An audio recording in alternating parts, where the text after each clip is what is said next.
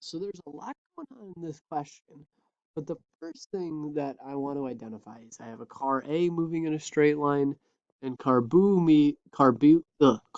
moving in the same straight line. One's moving at 20 meters per second, the other one's moving slower at 15 meters per second. And initially they're 200 meters apart. I want to know how far car A must travel before it catches up with car B.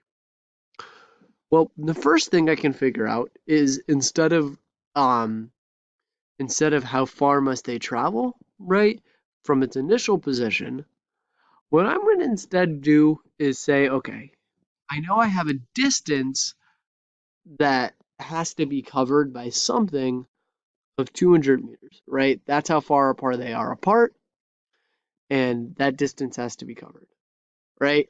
And it's not covered necessarily by the 20 meters per second or the 15 meters per second.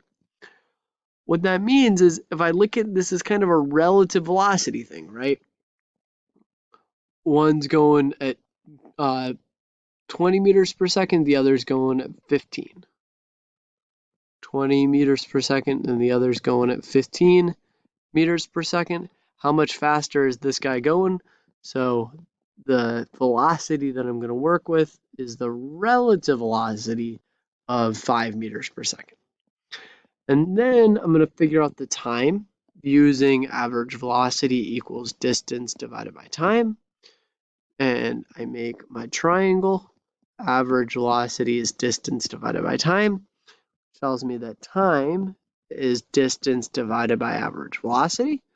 Say 200 meters divided by 5 meters per second. And I get 40 seconds. And then I can plug it into the same equation where instead of looking at how far using the relative velocity, right, I'm finding a total distance that car A travels.